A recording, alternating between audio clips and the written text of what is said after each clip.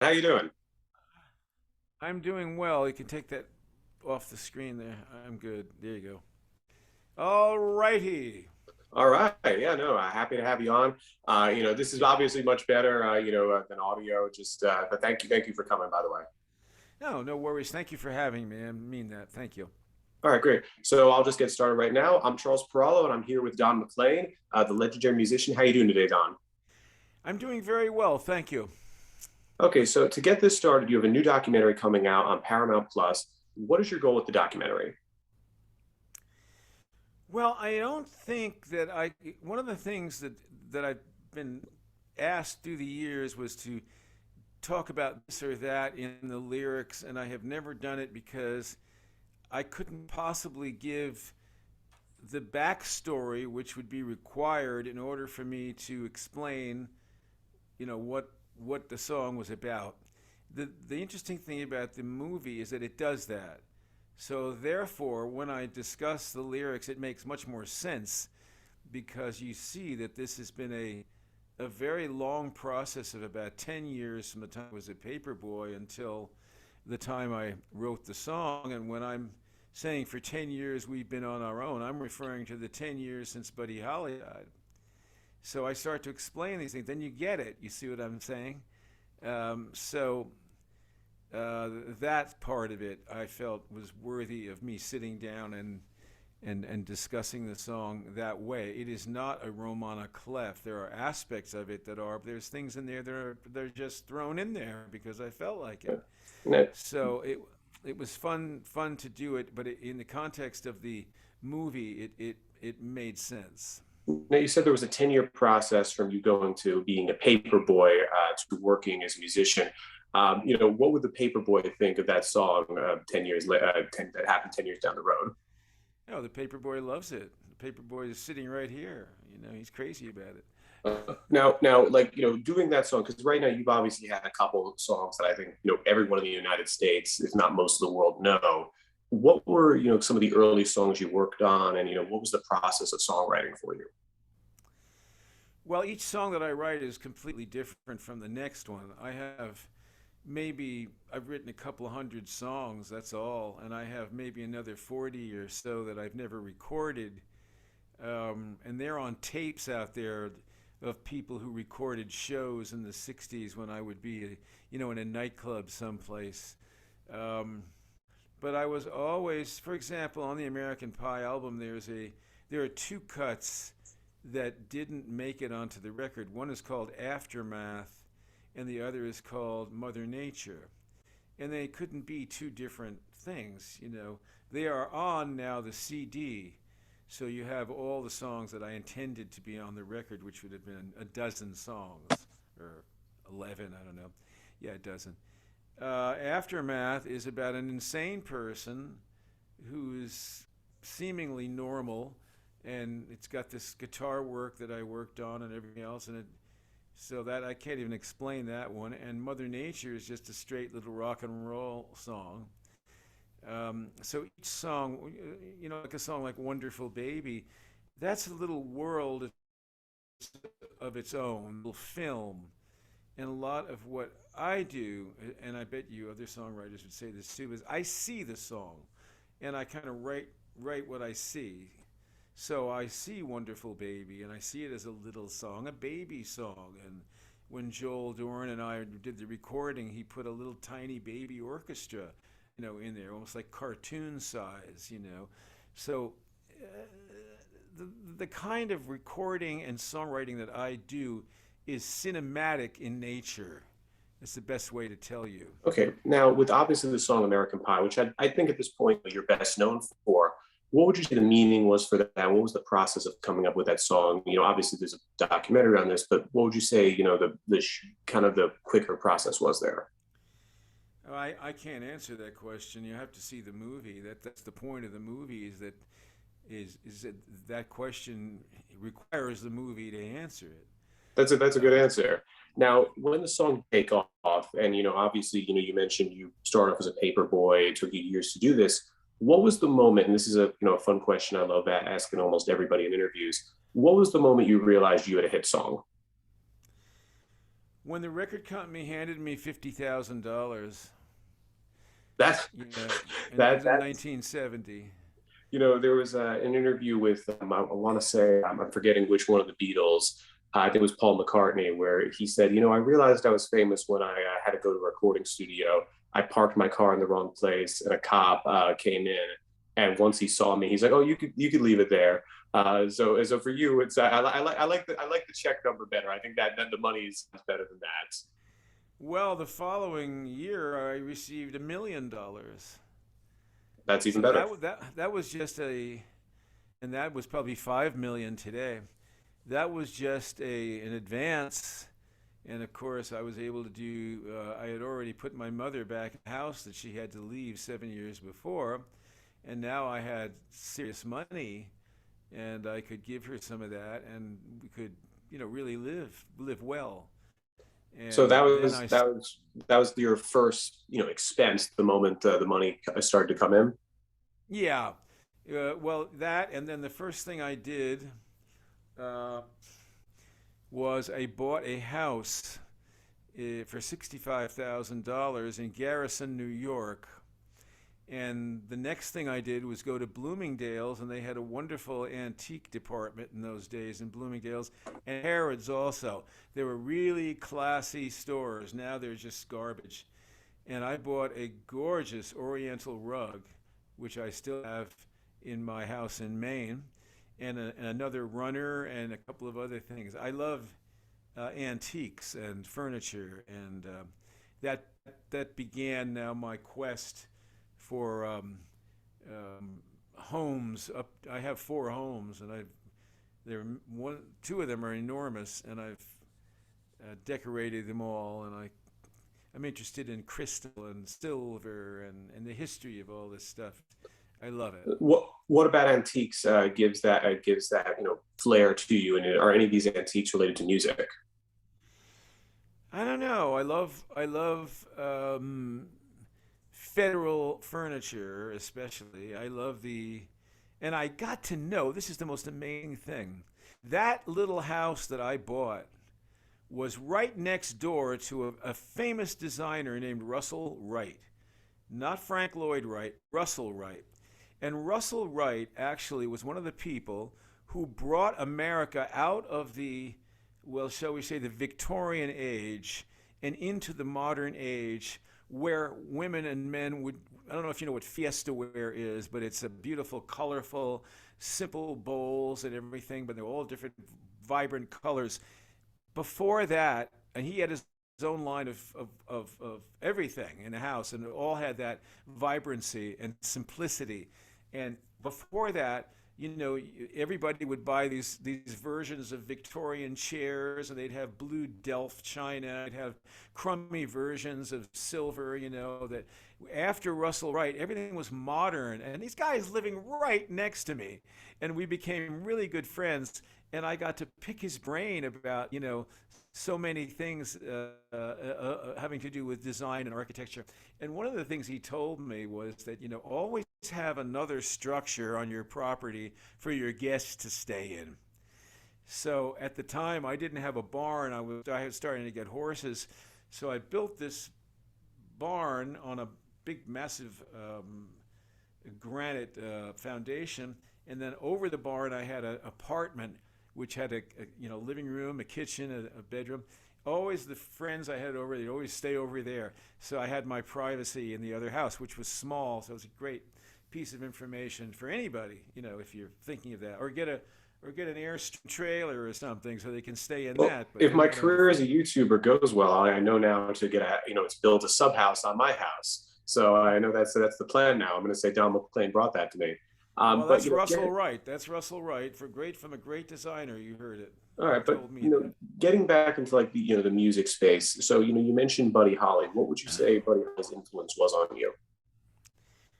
Well, his influence was emotional as well as musical, because I really didn't.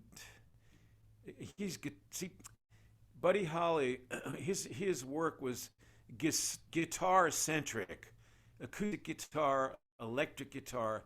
Elvis is, other than Scotty Moore, who was one of the great rock and roll guitar players of all time. And where he found this guy, I don't know. And where Johnny Cash found Luther Perkins, I don't know. But they were both geniuses. But Elvis's work really was more gospel. So he had the Jordanaires. I made hit records with the Jordanaires. I knew them all very well. But Buddy was guitar centric. And there was a group in Mamaroneck called the Orchids. And they would play Buddy Holly stuff.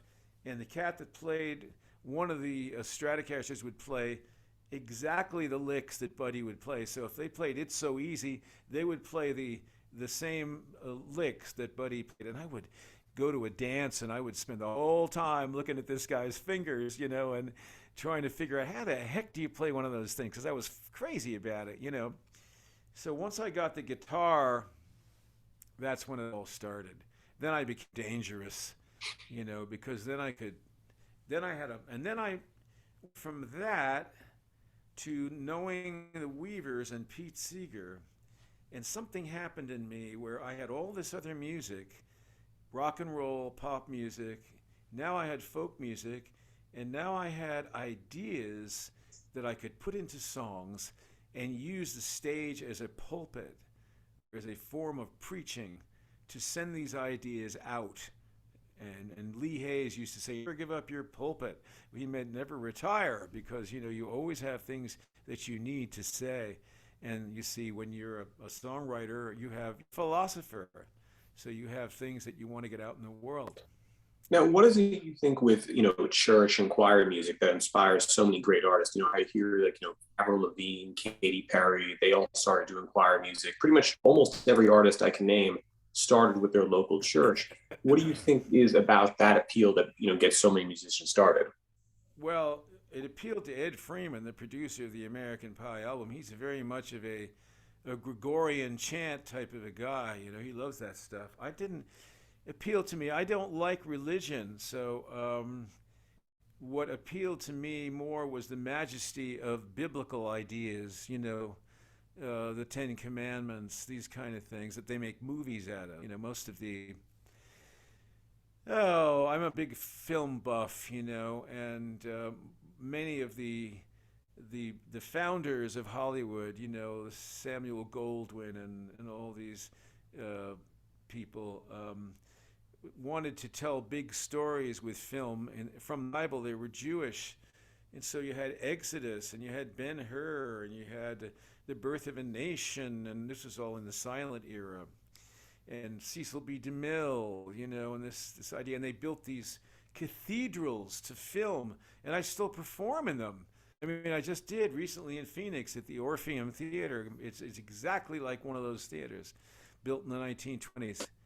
So I don't know if that answers your question, but one thing I will tell you this is that when you had a hit record in 1970, it was almost like being Valentino in the silent era, because the whole world was paying attention to your record. Now you could have a hit record and 500 stations, it comes and goes in 2 seconds. Okay, so here's the thing. Looking at you mentioned you're a big film buff. What is the process when one of your songs ends up in a movie or TV show? Is that an agency thing? Do you approve it? How does that process work? No, they go to Universal Songs and they say, we're going to put this. We'd like to use this latest Tom Hanks movie, and we'll give you X amount of dollars, and they negotiate it, and it gets done. Okay, so you're not in that process normally, or it just... Oh, I'm in the process. I control everything. Okay. You've probably read I'm quite a control freak. Well, I am. I control everything, and so if I don't like it, I say I don't want to do it. Has there been any movies recently where you were like, no, not me? No, it was in the Avenger movie, and it was in the Tom Hanks movie called Finch, I think, and it's going to be in more movies. Vincent turns up in movies, and I Love You So turns up in movies. You never know what's going to happen. It's fascinating. So you say you're a control freak. Why do you? Yeah, that's the best word for it. Why would you say you're a control freak? What is so important about that control as an artist? It's everything. Because otherwise they'll turn you into a schmuck. I like that line. They'll turn you into a schmuck. You don't be a person. Yeah, you'll be doing You other don't want your people's art going bidding. junk. Yeah, you have to do what you, in order for you to be an artist, you have to stand up for what you, first of all, you have to have a vision. And secondly, you have to defend that vision. Um, as simple as that. All right. So, your team said 15 minutes. I think we got one more question we can do here. My question for you is, you've worked with, some, new musicians coming up. You've seen some work. What new musician would you say you'd really have your eye on where, maybe they're in their 20s or early 30s now, but you could see their work developing to a point, 50 years from now, they've really built a legacy. I can't, I don't see or hear any songs anymore. So my particular area of expertise has been circumvented. There's a different kind of entertainment now where music is secondary. It's dancing and it's all sorts of pyrotechnics and screens and the audience goes to have an immersive experience of some sort, and the music is just a part of it. And it's not much. The music isn't all that great. I don't really hear anything standing out as a song that has an identity. I hear a lot of great playing. I mean, the drumming and the guitar playing and you don't hear piano much anymore, and the synth playing and so on. Fabulous. And the bottom end of these records, the Germans really figured that out a bunch of years ago. That subwoofer and everything is sub bass is tremendous, and that's what kids get a good kick in the chest, and they watch the stuff and they see Madonna dancing or whoever the chick is, Dua Lipa or whatever her name is, dancing around, and it's beautiful and lots of energy, and they're happy. It makes them happy, but it's not music the way I see it. So do you think there might be a problem with things like, let's just say TikTok, for example, where every song is trying to become a dance craze or a meme or something like that versus be actual music? I don't think that people can concentrate. I don't think they have the peace and quiet in their lives with keeping up with information at the speed of light on their telephone, on their laptop, on their computer, on their phone, with all these messages and all this bullshit. They can't concentrate. And if you can't concentrate, you can't reach a deeper part of yourself in order to find out what it is that you might want to say even.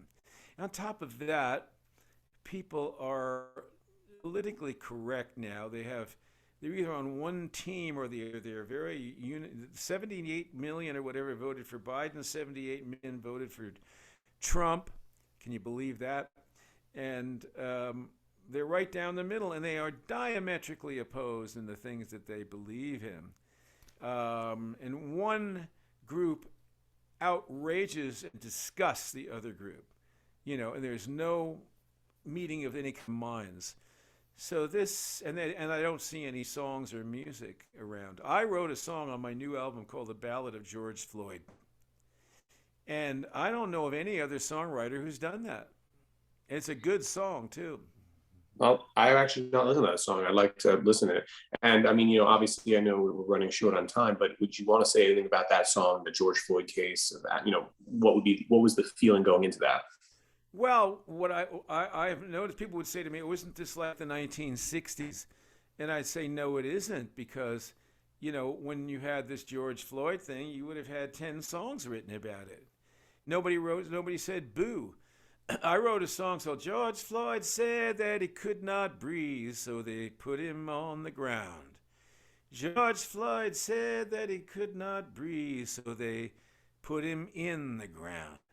George Floyd wasn't a menace.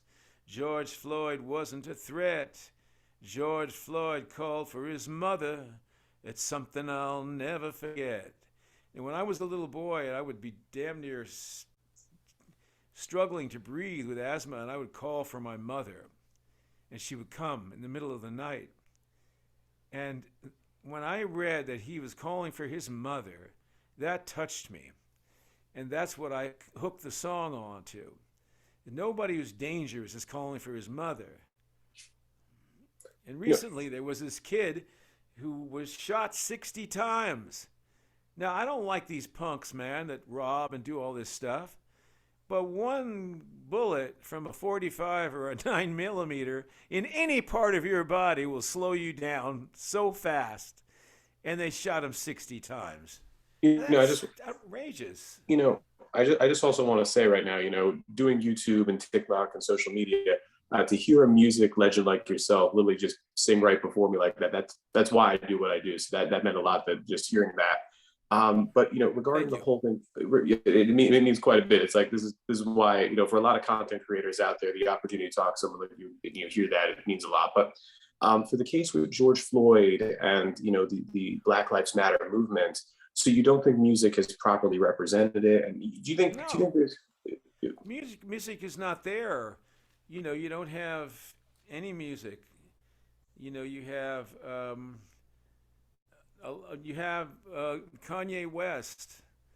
Who's I guess brilliant and is a designer but he's had his problems now with being humiliated by his wife and everything. I think it's hurt him a lot, and I don't know anything about it, but I read about these things, and you know, I what we do have though is a growing black um, group of musicians and artists who are becoming fabulously wealthy, and they're going to put a man in the White House. They're going to be like Joe Kennedy was before. They well, came. He came off the streets. They've come off the streets, and they're going to want to control things. I mean, there was a Barack Obama who was, first black president. So you think another black president will get elected from the Yeah, influence of I music? think that. I just think that you're going to have a different America. America is always evolving. Somebody in the movie, Ed Freeman or somebody mentions the fact that the American dream, such as it was, I guess, post World War II, didn't come true. But now we have a different country. We've got a multicultural country, and we have a new dream. And we don't know what that dream is because it's just being dreamed. And we'll see what happens. But it's exciting. It's exciting because you must follow the law. See, no matter what they say, no matter what people get in and do whatever, you've got the Constitution, you've got the Bill of Rights, you've got the Declaration of Independence. That is America, and you must follow the law. And this stuff that the Supreme Court just did recently, everybody's all bent out of shape, but they are following the law as they see it. And that's just how it is. You're never going to have the country that you want. You're always going to have part of it, and the rest of it is always aborting. It's becoming all the time. That's what makes America so exciting. So when your career began, you were in the kind of the early days of rock and roll, Elvis, Buddy Holly, yourself, and people kind of saw that as a cultural revolution as well, where it was like Mm-hmm. emerging away from the days of the 40s and 50s. Do Yes. you think that music today is setting a different type of cultural revolution? And do you think it's something we should be worried about, happy about? How would you feel there?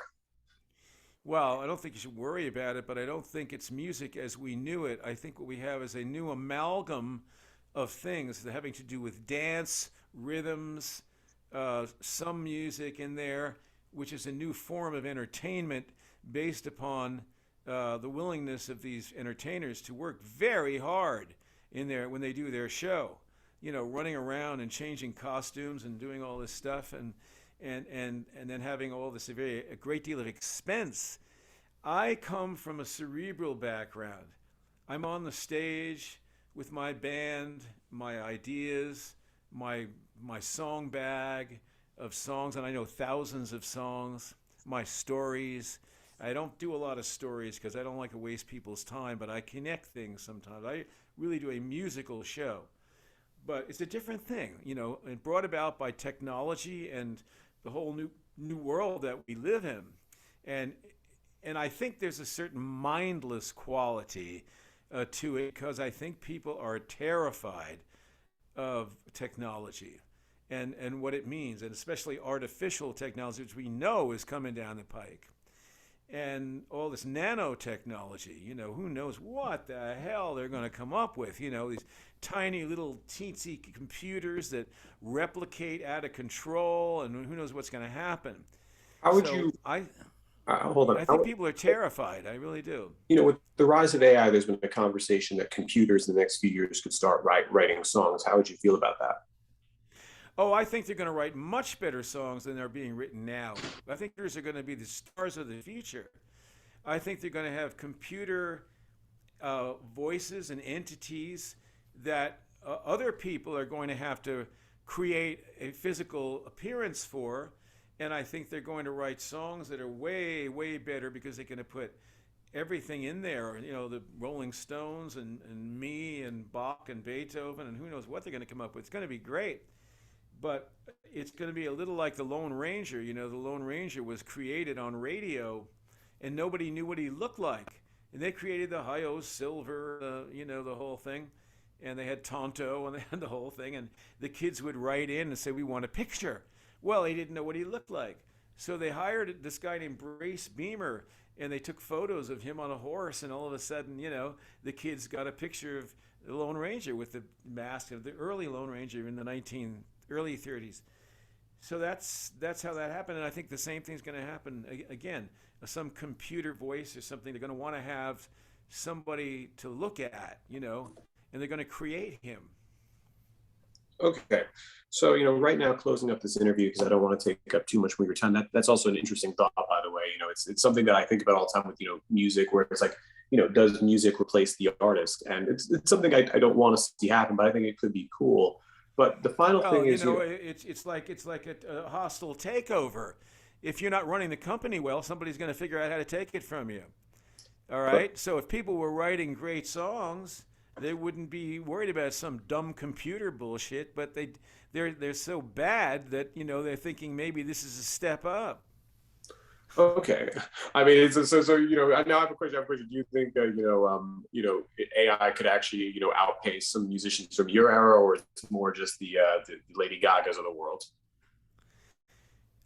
I think that the Lady Gaga is an extension of Madonna, an extension of Britney Spears, an extension of Dua Lipa. They're all dancers, pretty much. That's what I see them as. It's a dance thing, and we've been basically dancing since disco in the mid 70s, which kind of put an end to the singer-songwriter realm, which was only a few years after, let's say 1970 to 75, when the Beatles were kind of breaking up and Dylan had went home, or who knows what he did. And, the whole thing sort of crumbled, and this singer-songwriter thing took over for a few years, and then boom, in came disco. We've been dancing ever since. Rap music is dance music. It's all dance music. Now, what do you think of people like Lil Nas X, who've become more, truly more performances and openly say they do they do funnier stuff with music, but they are seen as some of the most influential musicians in the world? I try to watch the halftime show. I saw The Weeknd, okay? I've seen some of these acts. They don't do anything for me. I don't know what they're doing, but obviously I'm not supposed to be in that audience. I don't care. I'm not supposed to understand this. I'm from another time. All I can do is play and do my thing as best that I can. For example, Drake took two of my songs from an album called Prime Time. Nobody bought that record, all right? And he took a song called The Wrong Thing to Do, and another song called When a Good Thing Goes Bad. And he made a song called Do It Wrong using my lyrics. I own 60% of that song. And it's one of Drake's biggest records. And Don McLean owns 60% of it. That's pretty cool. Because he used two songs from an album that nobody knew about. I don't know how he found out about it, and I'd love to ask him sometime. And I'm very indebted to him and thankful that he used my music, and he had so much good success with it, video and everything else. But so, all matters, and you never really know whether somebody who's in another realm and on another planet from you is looking around also for something that he might be able to use. Okay, so we could say this for a while, but final question. With hearing about this whole thing, I see kind of like your feelings on your generation of music with the new generation. With this documentary, circling back to the beginning, how would you like, people who are 25 who might not have heard of your work as much, that they know American Pie, but they don't know you? What would be the feeling you think they'd want them to understand? Well, I think they'll get an idea of struggle. Struggle. Life is not, you deserve a break today. You don't deserve anything. Life is struggle. There's so much of that out there, I think, that uh, informs younger people that somehow they just think they're so wonderful, and the world is waiting for them. And they get a very, very rude awakening. The world is not waiting for them. The world does not give a damn. Nobody cares. And it's all about struggle, making people care. And that's what that movie will show you, how I struggled from the very beginning. Without a father, I was in charge of my mother. I was in charge of everything when I was 15 years old. I could have sat back and cried the blues and said, oh, woe is me. I just had so many things I wanted to do, and I did them, but it was not without a struggle. Each time I was fighting the producer, fighting the sideman. Nobody was doing anything right, and it Well, happened. But well, you didn't sing the blues, you sang rock, and you did it extremely well. But well, with that, honestly, I didn't know walking into this interview, I didn't know what to expect. I obviously know your music, but didn't know much about you. uh-huh. This has been one of the most fun interviews I've ever done. You're an awesome Good. guy to do, and thank you Well, for that. thank And you. with that, I think Dave, we can stop recording. It's been Charles Perrault with Don McLean. Thank you for having me on. Thanks for Well, coming on, thank Don. you. I enjoyed your questions very much. You're very bright, All right. and I really enjoyed it. Thank you. Thank you very much. Dave, are we good? No. Thank you. All right.